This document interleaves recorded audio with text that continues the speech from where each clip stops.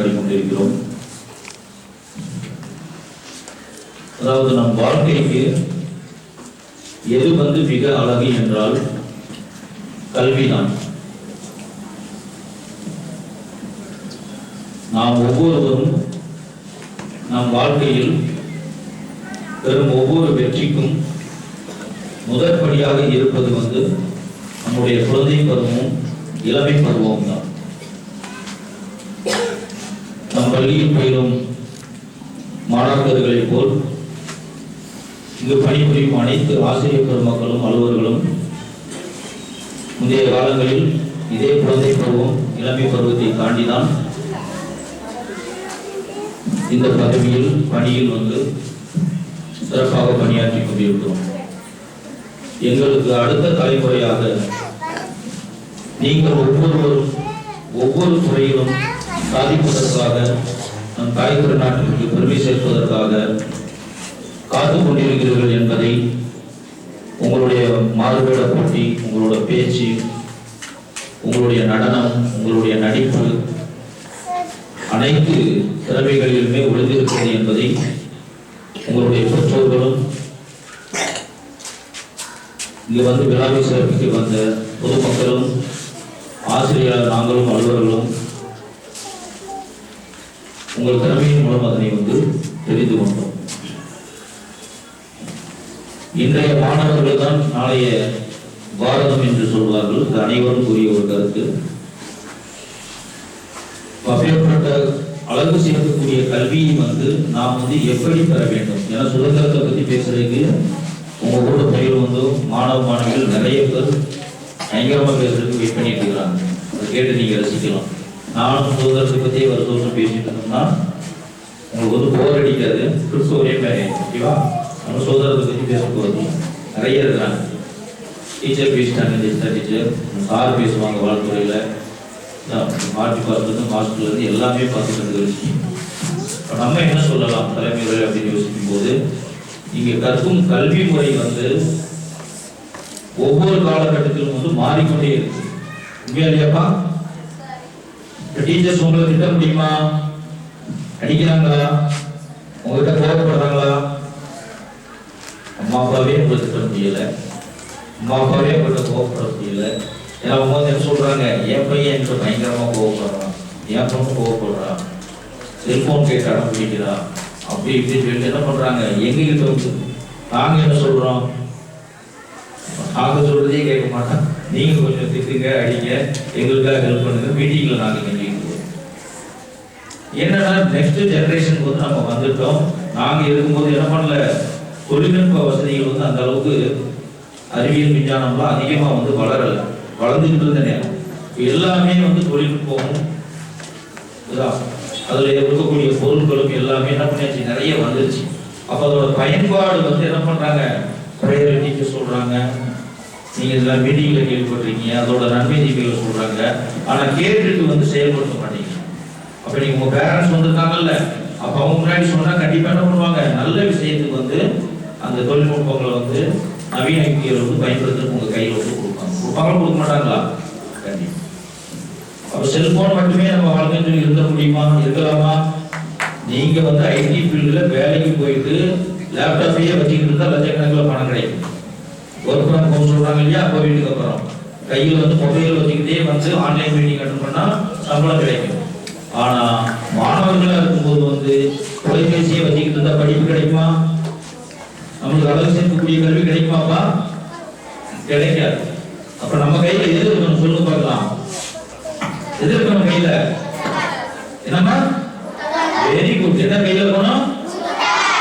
Government புக்ல இருந்து, நோட்டுல இருந்து, நம்ம போடுற ஸ்கூல்ல இருந்து யூனிஃபார்ம் கொடுக்குறாங்க, சத்துணவு கொடுக்குறாங்க, அட்லஸ் கொடுக்குறாங்க, ஜாமெட்ரி பாக்ஸ் கொடுக்குறாங்க. கொடுக்குறாங்களா? எழுது பொருட்கள் அனைத்தையும் கொடுக்குறாங்க. நம்ம ஏதாவது காசு கொடுத்து வாங்குற மாதிரி மே மாசமே எல்லாம் கொடுத்தாங்க. அப்ப நீ அழகா சொன்ன அந்த புத்தகம் அப்படி அது ஒரே ஒரு சின்ன நடந்த ஒரு உண்மை சம்பவத்துன்னு சொல்லிடுறேன். ஆப்ரஹாம் லிங்கன் எல்லாருக்கும் தெரியுமா? யார் அவர்? முன்னாள் அமெரிக்க அவர் சின்னதுல எப்படி அப்படின்னா, அவருக்கு அது எழுதுறது இந்த ரெண்டுல தான் அதிக ஆர்வம் இருக்கும். எப்ப சின்னது குழந்தை பருவத்தில் அவரு ஜனாதிபதியான கதை கஷ்டப்பட்டு கற்பிண மக்களுக்கு வந்து உழைத்தது புரியுமா. அவங்க அப்பாவே வந்து ஒரு செருப்பு தைக்கக்கூடிய தொழில், எல்லா கதையும் டீச்சர்ஸ் வந்து பிரயர் சொல்லியிருப்பாங்க தானே. இந்த இது சொல்லியிருக்க மாட்டாங்க. என்ன அப்படின்னா எழுதுறதுலையும் படிக்கிறதுலையும் அவருக்கு ஆர்வம் அதிகமா இருந்துச்சு இல்லையா. அப்ப என்ன பண்ணுவாரு, எப்பவுமே புக் ஏதாவது வந்து கிடைச்சா பெரிய மரம் இருந்தா அதுக்கிட்ட போயிட்டு மரத்து மேலேயோ இல்லை மரத்து மேலேயோ ஒரு பிள்ளைய ஏறி உட்காந்துட்டு படிச்சுக்கிட்டே இருப்பாங்க. உங்களுக்கு டீச்சர்ஸ் என்ன சொல்றாங்க, படிக்கதான் சொல்றாங்க. அம்மா அப்பா என்ன சொல்றாங்க, படிச்சாதான் நாளைக்கு வந்து நல்ல வந்து ஹையர் ஸ்டடிஸ் போக முடியும், அதுக்கப்புறமேல் காலேஜ் போக முடியும், காலேஜ் நீங்க படிச்சுட்டு பாஸ் ஆனாதான் நல்ல வேலை கிடைக்கும், நல்ல வேலை கிடைத்தாதான் உங்களோட தாயோ தகப்பனோ உங்களோட சகோதரர்களோ சகோதரியோ உங்களோட உறவினர்கள் அனைவரும் நீங்க வந்து என்ன பண்ணுவாங்க, ஒரு புகழ்மிக்க மனிதராக வந்து பார்ப்பாங்க, பாராட்டுவாங்க தானே. அப்ப அப்பேற்பட்ட வந்து அந்த கல்வி கற்கக்கூடிய அந்த கல்வி கோயில தான் தமிழ் சார் சொன்னார் இல்லைங்களா, நம்மளோட தர்ம பிரவர்த்தனம் நிறுவிக்கிறார். ஒரு டீச்சர் ஒரு கிளாஸுக்கு போனா 35 குழந்தைகளுக்கு பாடம் நடத்தலாம் 1:35. ஆனா ஒவ்வொரு கிளாஸ் ரூம்லையும் எத்தனை குழந்தைகள் இருக்கிறாங்க, நம்மளுக்கு பாலர் பள்ளி, ஆரம்ப பள்ளி, உயர்நிலை பள்ளி, கல்லூரி, இப்படி நிறைய கல்விக்கூடங்கள் வந்து ஏற்படுத்தியிருக்காங்க. இது வரைக்குமே பல லட்சம் குழந்தைகளும் கல்வி கற்பது வெளியே போயிட்டாங்க. அப்ப அவங்க எல்லாம் என்ன பண்ணாங்க அப்படின்னா, ஆபிரகாம் ஃபாலோ பண்ணாங்க, அந்த மாதிரி நல்ல நல்ல தலைவர்களோட பண்புகளை வந்து எடுத்து அவங்களோட அறிவு திறமையை பார்த்து வந்து என்ன பண்ணாங்க, இவங்களும் தன்னை வந்து நோயா மாற்றிக்கிட்டாங்க. ஆபிரகாம் என்ன நீங்க என்ன செஞ்சிருப்பாரு, அந்த உண்மை சம்பவத்தில் என்ன நடந்துச்சுன்னா, ஒரு டைம் வந்து ஒரு விவசாயி வந்து வீட்டுக்கு வந்து போயிருக்கிறாரு. போயிட்டு யதார்த்தமா போகும்போது அங்க வந்து இருக்கிற ஒரு புக்கை வந்து பார்க்குறாரு. அவருக்கு ரொம்ப பிடிச்சி போச்சு. இந்த புக்கை எப்படியாவது வந்து படிக்கணும் அப்படின்னு கேட்டு, ஐயா எனக்கு இந்த புக்கை வந்து கொடுங்க அப்படின்னு.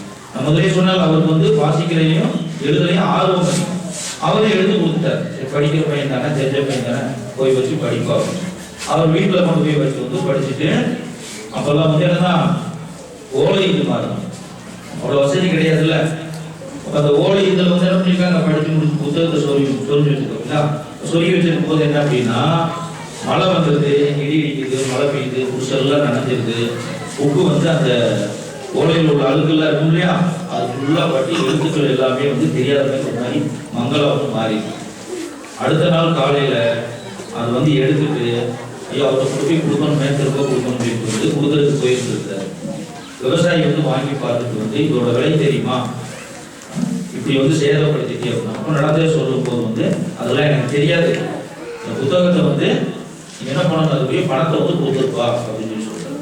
அதுக்கு அவர் சொன்ன வரி, இந்த புத்தகத்தை வந்து வாங்கக்கூடிய அந்த பணம் வந்து எங்க தாய் தகப்பன் என்கிட்ட இருந்திருந்தா நான் உங்கள்கிட்ட வந்து ஆசைப்பட்டு கேட்டுக்க மாட்டேயா, எனக்கு அந்த அளவுக்கு வசதி இல்லை அப்படின்னு சொல்லி ஓப்பனாக சொல்லியிருக்காரு.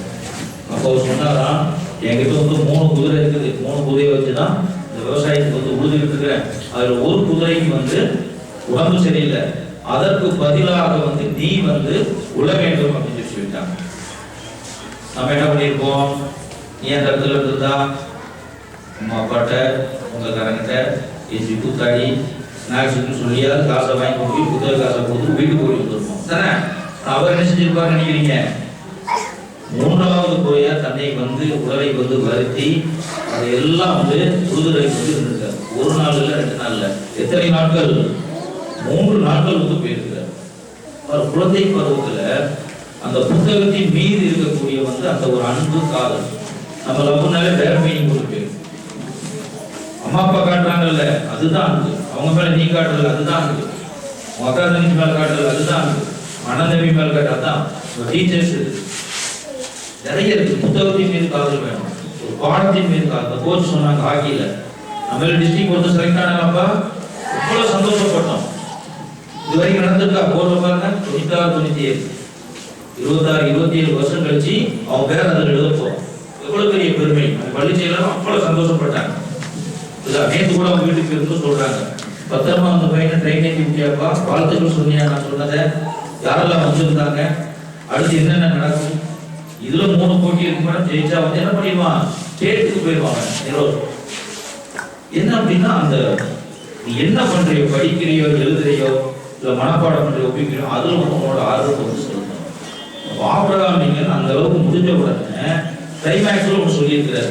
ஐயா நீங்க சொன்னதை வந்து நான் செஞ்சுட்டேன், தயவுசெய்து எனக்கு ஒரு ஹெல்ப் பண்றீங்களா அப்படின்னு. என்ன அப்படின்னா, அந்த புத்தகத்தை எனக்கே வந்து பைசா வந்து கொடுத்துறீங்களா, நான் தான் நீங்க சொன்ன வேலையை செஞ்சு முடிச்சுட்டேனே அப்படின்னு.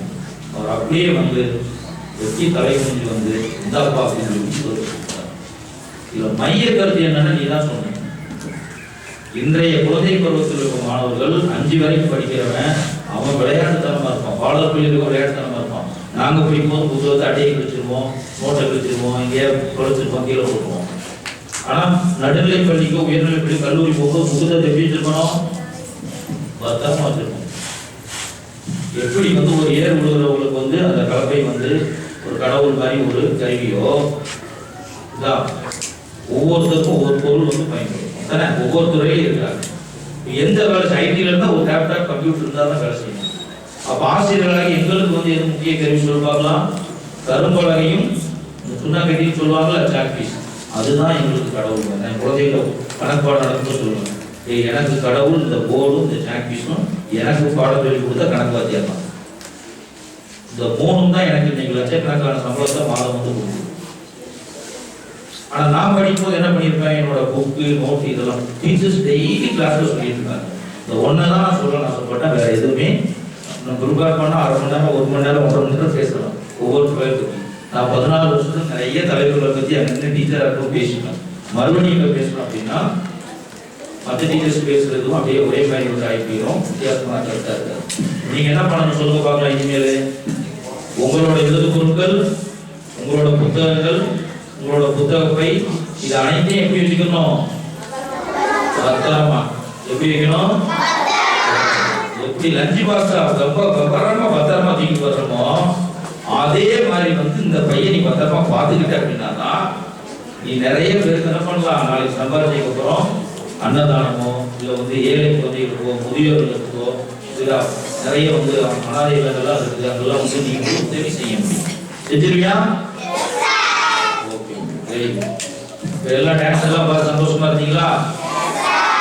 அதே மாதிரி எப்படி வந்து கலை நிகழ்ச்சிகளை வந்து நம்ம வந்து அந்த கலர்ஃபுல்லா இருக்கக்கூடியதை ரசிச்சோமோ, மாணவர்கள் வந்து பேசும்போது அதை வந்து பயங்கரமா ரசிக்கணும்.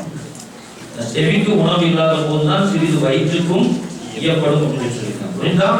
அப்ப நம்ம வந்து செவி வழியா நாங்களாம் இன்னைக்கு வந்து தமிழ் சார் பேசினாங்க இல்லையா, 2 மணி நேரம் நீ பேசணும்னா அவர் பேப்பர் எல்லாம் பேசுறாரு, பாத்துருக்கீங்களா? ஏன்னா அவங்க ஆரம்பத்துல இருந்து குழந்தை பருவத்தில் அப்படியே அந்த அப்சர்வேஷன் கவனிக்கிறது. ஒருத்தர் பேசுறது வந்து நீங்க எப்படி அமைதியா உட்கார்ந்து நிற்பாங்க, எனக்கு கொஞ்சம் ஆச்சரியமா தான் இருக்கு. சரியா? எல்லாரும் பேசும்போது அந்த மாதிரி அமைதியா இருக்கணும், நல்லா கவனிக்கணும். நீங்க ஒவ்வொரு துறையிலும் வேற லெவலுக்கு போக போறீங்க. நான் ஏற்கனவே பிரேயர்ல சொன்னேன், இந்த போர்டுல ஜெயிச்ச டிஸ்ட்ரிக்ட் லெவல், டிவிஷன் லெவல், ஜோனல்ல, ஸ்டேட் லெவல்ல அந்த 2 பேரை தான் பெண் குழந்தைகளை நம்மளோட நவம்பர் 14 குழந்தைகள் தினம் விளையாட்டு தினத்தன்னைக்கு சீஃப் கெஸ்டா கூப்பிட்டு சொன்னா, அதே மாதிரி இன்னொரு 5 ஆண்டு 10 ஆண்டுகள்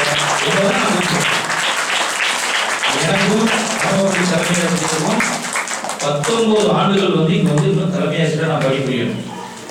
இறைவன் அருள்ல எத்தனை வருஷம் உலகளோட நல்லா இருக்க போறோம் தெரியல. ஒரே வருஷத்துல ஜாயின் பண்ணோம், ஒரே ரேட்ல தலைமை ஆசிரியர் ப்ரொமோஷன் வாங்கினோம், ஒரே வருஷத்துல தான் ரிட்டையர்ட் ஆக போறோம். ஆகும்போது இதுல 3மே வந்து யதார்த்தமா நடந்தது, ஒன்றும் ப்ரீ பிளான் எதுவும் வந்து கிடையாது. அப்ப நாங்க கொடுக்கிற ஒரு நாங்கள் இருக்கிற வரை இனி ஒவ்வொரு விழாவிலும் வந்து நாங்கள் ஒரு சிறப்பு விருந்தினர்கள் ஓல்டு ஸ்டூடெண்ட்ஸ் வந்து சர்ச் பண்ணி அதுல யாரு வந்து அது தனியார் இருந்தாலும் சரி, அரசு இருந்தாலும் சரி, ஒரு கார்பரேஷன் வந்து ஒரு கூட்டுற வேலை பார்த்தா அவங்களை கூப்பிட்டு வந்து நம்ம கொடியேற்ற சொல்லலாம். அவங்க ஒரு 5000 ரூபாய் 10,000 கொடுப்பாங்க, உங்களுக்கு தான் அந்த ஸ்பான்சர் கொடுக்குறோம். லட்சக்கணக்கான ஸ்பான்சர்ஸ் வந்து சாரும் சரி நானும் சரி வாங்கி பயன்படுத்துறதுல யார் தானே ஸ்மார்ட் கிளாஸ் யாருப்பா யூஸ் பண்றா? நல்லா யூஸ் பண்றீங்களா? ஆமா, எந்த ஈவெண்ட் ஸ்பெஷல் கெஸ்ட் வந்தாலும் அதை தான் நம்ம யூஸ் பண்றோம். சரிங்களா? அது உங்களை பல தடவை சொல்லிட்டு இருக்கேன் தான், அவர் சொன்னா கோவப்படுவாரு. வருடம் வந்து தன் குழந்தைங்க சேர்த்ததுக்கு அப்புறம் உண்மையிலே ஒரு ஸ்டுடியோ வச்சிருக்கிற அவரோட இவ்வளவு தூரம் நின்று நம்மளுக்கு ஹெல்ப் பண்ண மாட்டாங்க. பெரிய கார்பரேட் பார்க்கலாம்,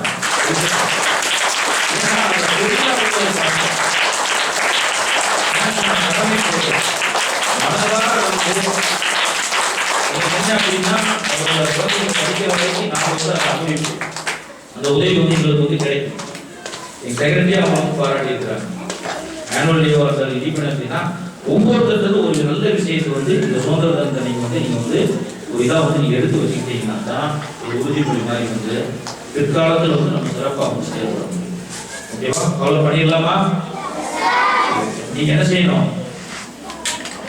டீச்சர் சொல்றத நல்லா கேட்கணும். அம்மா அப்பா வந்து நீங்க என்ன பண்ணக்கூடாது, எதுக்கு வந்து பேசிடக்கூடாது, மொபைல் வந்து அதிக நேரம் யூஸ் பண்ணிடக்கூடாது. நீங்க சொல்றத நாளைக்கு அம்மா அப்பா கேட்கணும் அப்படின்னா நீங்க ஜெயிச்சாதான் அவங்க கேட்பாங்க. நீங்க நல்லா படிச்சாதான் அம்மா அப்பா அவங்க செலவு கொடுப்பாங்க, கேட்டதெல்லாம் வாங்கி கொடுப்பாங்க. உங்கள் வாழ்க்கை வந்து சிறப்பாக வந்து அமையும். ஓகே, அடுத்த சுதந்திர நாளை வந்து இதே மாதிரி ஒரு நல்ல தருணத்தில் வந்து சந்திப்போம். எல்லா திறமையும் வெளிப்படுத்திய அனைத்து மாணவர்களுக்கும் அதற்கு உணவுதுறையாக இருந்த ஆசிரியர் பெருமக்கள் அவங்க இல்லைன்னா நம்ம இல்லை, நான் இங்கே நிற்கிறேன்னா எங்கள் அம்மா அப்பாவோட எங்கள் டீச்சர் தான் சொல்லுவோம் இல்லையா? முதல் பெற்றோர் வந்து எப்படி நம்ம தாய் தகப்பனோம், இரண்டாவது பெற்றோர் ஆசிரியர்கள். அதே மாதிரி முதல் ஆசிரியர் வந்து உங்கள் தாய் தகப்பன் தான், நாங்கள் வந்து ரெண்டாவது ஆசிரியர். அந்த மாதிரி என்னைக்குமே ஆசிரியர்களோ உங்களோட நண்பர்களோ அலுவலர்களையோ அவங்க செஞ்ச உதவிகளை என்ன செய்யக்கூடாது, மறக்கக்கூடாது. இதுதான் அவங்களுக்கு உண்மையாகவும் நன்றியோடு இருக்கணும். வாழ்த்துக்கள். விடைபெறுகிறேன். நன்றி.